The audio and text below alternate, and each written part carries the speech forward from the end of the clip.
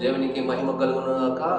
అనుదినము దేవుని వాక్యాన్ని వీక్షిస్తున్న మీ అందరికీ ప్రభు పేట వందనాలు తెలియజేస్తున్నాను. మరి ప్రత్యేకంగా ఈ దినమంతా సంతోషంగా సమాధానకరంగా ఉండాలని ప్రభు పేట మనవి చేస్తున్నాను.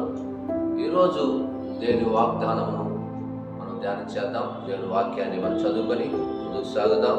55వ కీర్తన 22వ వచనాన్ని మనం చదువుకుందాం. నీ భారము యెహోవా మీద మోపము, ఆయనే నిన్ను ఆదుకొనెను. చూడండి, నీ భారము యెహోవా మీద మోపము, ఆయనే నిన్ను ఆదుకొనెను. ఎవరు ఆదుకుంటారు? మన భారాన్ని మనం మోయలేనటువంటి భారము ఈ రోజుల్లో మనుషుడు మోస్తున్నటువంటి, చూడండి, మనిషికి అనారోగ్యం ఒక భారము, అప్పుల భారము, నిందల భారము, కుటుంబంలో ఉన్నటువంటి భారాలు, పాపపు భారము, శ్రమలు, కన్నీళ్ళు, దుఃఖము, ఎన్నో బాధలను మనిషి ఈరోజు అనుభవిస్తున్నారు. దాన్ని భరించలేరు చాలామంది. ఎన్ని కష్టాలను నేను అనుభవించేది అని అంటూ ఉంటారు. ఎన్ని బాధలను నేను అనుభవించేది, ఎంత పని చేసేది, ఎంతవరకు నేను ఈ భారాన్ని మోయగలను అని బాధపడుతుంటారు. ఈరోజు మీకు ఒక శుభవార్త. నీవు ఆ భారాన్ని మోయలేవు. సర్వశక్తుడైన దేవుని దగ్గరికి వచ్చి నువ్వు నీ భారం అంతా ఆయన మీద మోపము, ఆయనే నిన్ను ఆదుకొనును. దేవుని వాక్యం సెలవిస్తా ఉంది. ఈరోజు దేవుని ప్రజలారా, దేవునికి ప్రియమైన వారారా, ఈరోజు నువ్వు మోయలేనంటే భారంతో నువ్వు బాధపడుతున్నట్లయితే ఈ మాటలు వింటున్నా నీ జీవితంలో ఒక గొప్ప ఆశీర్వాదం పొందాలంటే చూడండి, ఇదిగో నీవు కలిగినటువంటి భారాన్ని ఎవరు మోయలేరు. నీ స్నేహితుడు మోయలేడు, నీ కుటుంబస్తులు మోయలేరు, ఎవరు మోయలేరు. అయితే నిన్ను నన్ను కలుగజేసిన నజరేయుడైన యేసయ్య మాత్రమే నీ భారాన్ని మోయగలడు. ఆయన నీ కొరకు నా కొరకు కల్వారి శిలువలో ఒక విలువైనటువంటి రక్తాన్ని చిందించి ప్రాణాన్ని త్యాగం చేశాడు. ఆయన మోసాడు. ఈరోజు ఆయనకి వ్యతిరేకంగా జీవిస్తున్నటువంటి పాపాలను ఎవరు ఆ భారాన్ని మోస్తారు, విమోచిస్తారు, దాన్ని విడిపిస్తారు? ఈ లోకంలో ఎవరు విడిపించరు.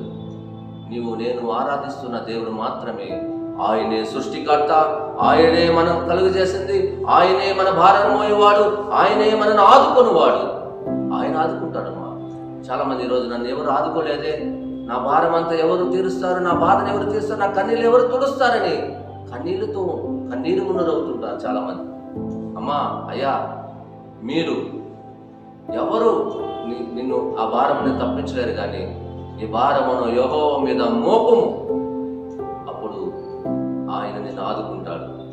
నీవు నీ భార్యను ఆయన మోస్తుంటే నీకు కలగవలసినటువంటి సంతోషాన్ని, సమాధానం ఆయనిస్తుంటే నువ్వు ఎక్కడెక్కడికి వెళ్తున్నావు.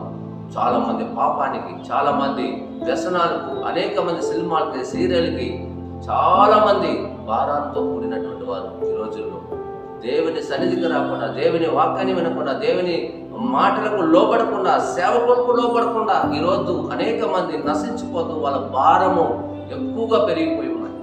పాపంలోనే జీవిస్తున్నారు, పాపంలోనే వాళ్ళు నడుస్తున్నారు.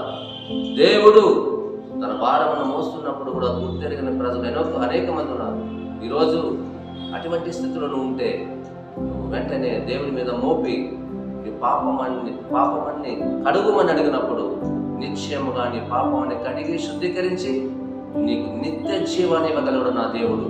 కాబట్టి నిన్ను ఆదుకునేవాడాయన, నీ భారాన్ని మోయేవాడాయన, నీకు సమస్తమును ఇవ్వగలిగిన వాడాయన.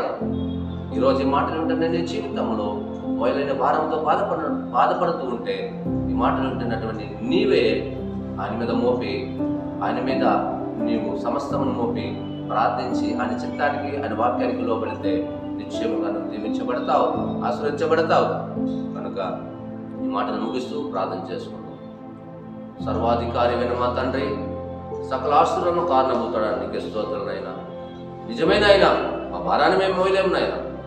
ఇదిగో మేము పాపముతో, అనేకమైన వ్యసనాలతో, అనేకమైన లోకాశలతో అనేక మందిని ఆయన ఈరోజు ఈ దినాలన మోయలేని భారముతో, మోయలేని స్థితిలో ఉన్నారు. ఆ భారాన్ని ఎక్కడ మోపాలో, ఎవరి దగ్గరికి దాన్ని చెల్లించాలో, ఎవరి దగ్గరికి వెళ్తే ఆ భారాన్ని మోస్తారని తెలియక నశించిపోతున్న వారు ఉన్నారు, తెలిసి నశించిపోతున్న వారు ఉన్నారు. మరి ఈ మాటలు వింటున్న వారి జీవితాల్లో తండ్రి మరి భారమనంతా ప్రభా నీ వైపు మోపడానికి సహాయం దయచేయండి. ఈ దినమంతా కూడా ప్రభా నా తండ్రి వారిని అయా మీరు ఆదుకోమని ఈ వాక్యమే సెలవిచ్చింది. నీ భారమును యెహోవా మీద మోపము, ఆయన నిన్ను ఆదుకొనని చక్కటి మాటలను దయచేసిన స్తోత్రం కృతజ్ఞతలు చేస్తూ ఈ దినమంతా ప్రభా క్షేమతో నింపమని యేసు నామములో అడుగుచున్నాము తండ్రి. ఆమేన్. God bless you.